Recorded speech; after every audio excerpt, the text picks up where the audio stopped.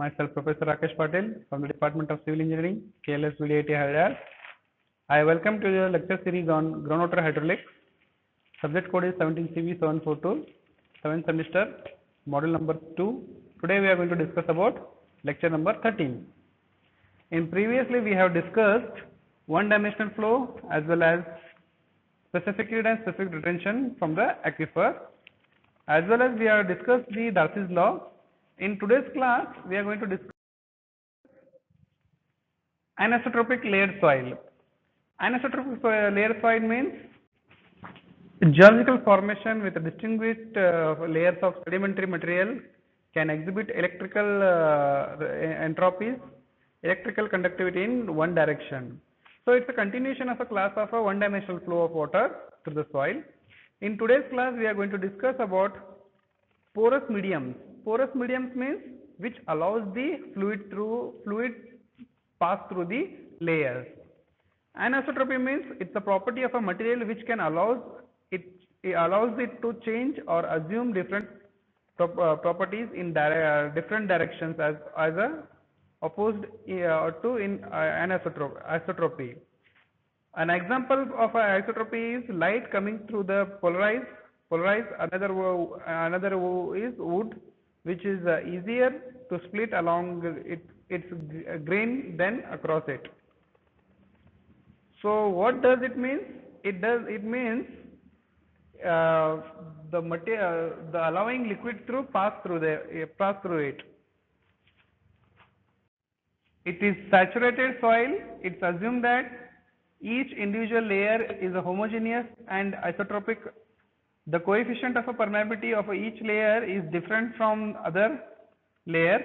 So for these type of soil, the average coefficient of a permeability for a whole soil is deposit in to be determined.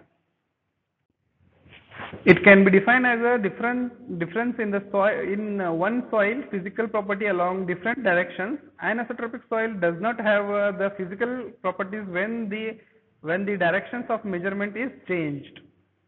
So what is the difference between isotropic and anisotropic? Isotropic is the property of a material identical in all directions. Anisotropic property of a material depends on the direction. For example, soil you can take or a wood you can take. So what are the factors? The degree of orientation or anisotropic factors I is defined as the difference between principal value and bulk and surface molecular orientation distribution in the injection molded liquid crystalline polymer. In that we have another term that stratified soil. Stratified soils are those that are characterized by abrupt property changes at the various depths within the potential active root zone. These changes in dimension of a space between soil particles affect water and air movement and can limit the depth of the active root zone. And what is a homogeneous soil? Homogeneous soil means by nature are non-homogeneous media, and anisotropic is in general. This means that their properties vary within relative short distance in the vertical and horizontal direction. The soil is treated as a homogeneous and isotropic medium. That means what is a semi-infinite soil? Semi-infinite soil means depth of the soil is finite but area is infinite.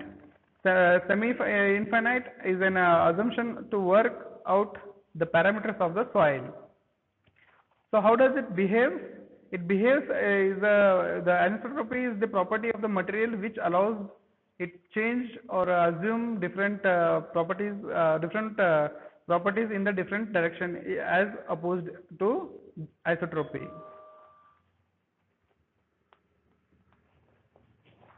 So let's see what all things are there in today's class. So to understand isotropy and anisotropy, we are supposed to understand the permeability. So I have taken the permeability seepage as an example for today's class. For permeability overview of underground water flow. So today's topics are overview of underground water flow, permeability theory, laboratory and field test. We can take one example as a laboratory test, then empirical correlation, equivalent permeability certified soil. So what is a seepage? Seepage is in seepage we will understand flow nets, seepage calculation, seepage presence and uplift pressure, seepage through earthen dam. So permeability is overview. You can see in this direction.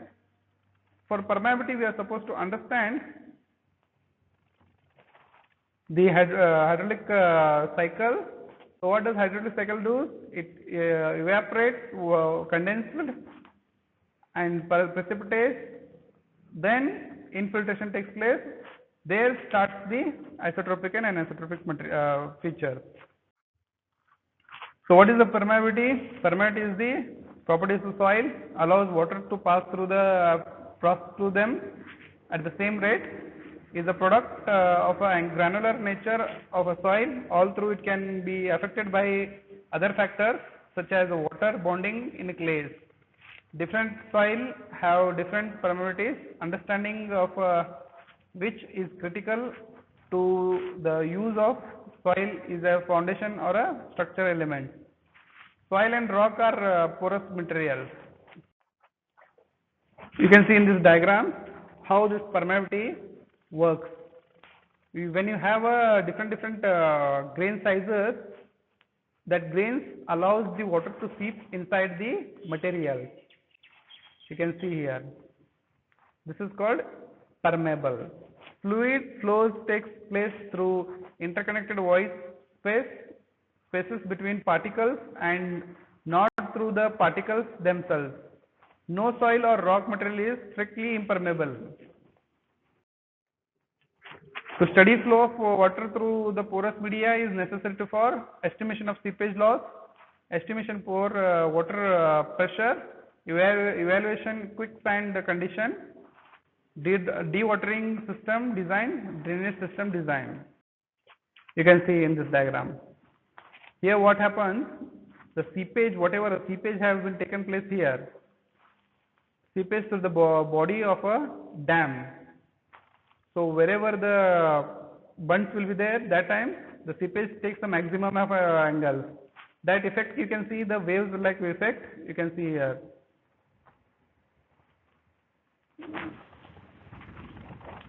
It's just one example I have given. So for that you are supposed to understand the Bernoulli's theory. Bernoulli's theory is nothing but the pressure head and velocity head can be evaluate for the gravitational potential component.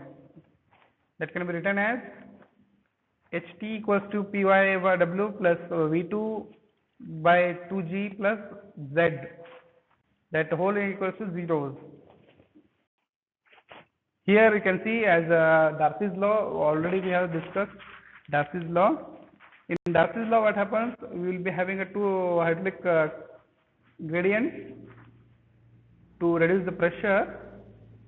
Here you can see the pressure head will be there, then the flow of water from the material will be there. This K equals to delta H by L will be the total head, that is Darcy's law. For the hydraulic gradient, we can take it as a I equals to the delta H by L, capital L. So Darcy's law, in 1856, Darcy published a simple equation for discharge velocity of water through saturated soil, which may be expressed as V equals to Ki, where V is discharge velocity, is quantity of water flowing in a unit time through a unit gross minus sectional area of a soil at the right angle to the direction of flows. K is nothing but the coefficient of permeability.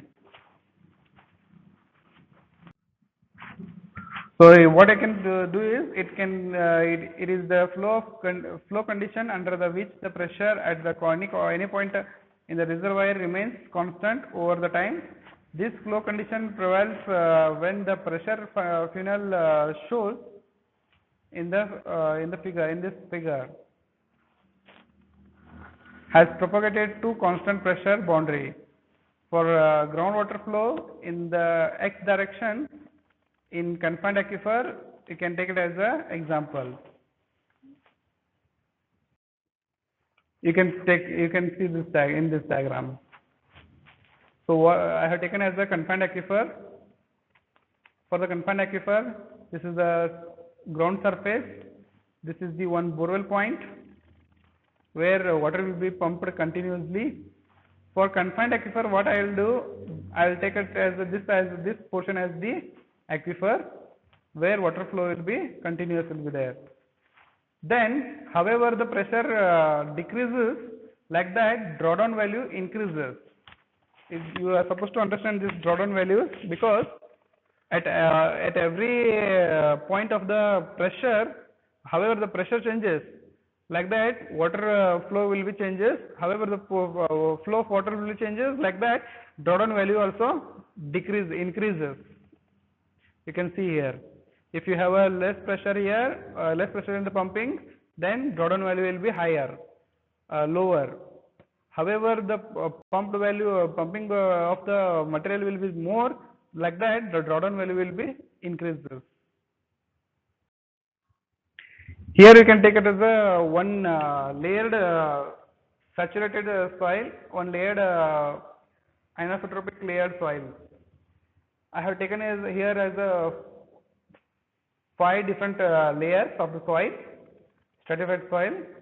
Here what happens, whatever the above layer will be there, the flow direction will be same as compared to the height of the area. Like that, each and every stratification, the pressure changes. For that, we can take it as a isotropic medium. It represents two orthogonal families of a curve, that is the flow lines and equidistant lines. Flow line is the line along which water particles will travel from upstream to downstream side. In the permeability soil, in the permeable soil, in this permeable soil medium, equipotential lines is the line along which potential head at all the points is the same. What happens for the different hydraulic pressure? There, hydraulic conductivity is the physical property which measures the ability of the material to transmit fluid through pore spaces and fracture in the presence of a applied hydraulic gradient.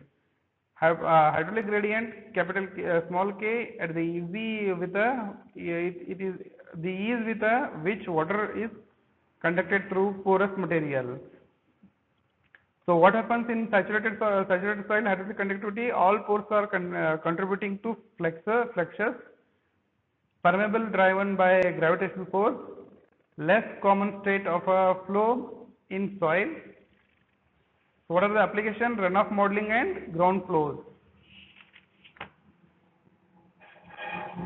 For the coefficient of permeability, the coefficient of permeability of a soil describes how easily a liquid will move through the soil. It is also commonly referred to hydraulic conductivity of a soil. These factors affected by the viscosity or thickness of a liquid and its density. That can be written as small k equals to QL by AH, where K is coefficient of permeability in centimeter per second, Q is discharge centimeter cube per second, L is length of a specimen in centimeter, A is cross-sectional area of a specimen in centimeter, H is constant head causing flow in centimeter. Then we have a types of soil where the flow movement of water will be different one. Like clean gravel will be having a 1.1, 1.0 to 100.0. Coarse sand will be having potential of coefficient will be having 1.0 to 0.001, whereas fine sand 0.01 to 0.001. Silty material 0.001 to 0.0001. In clay, less than all the materials. So that's all from today's class. Thank you very much. In next class, we will see how this hydraulic head can be calculated. Thank you very much.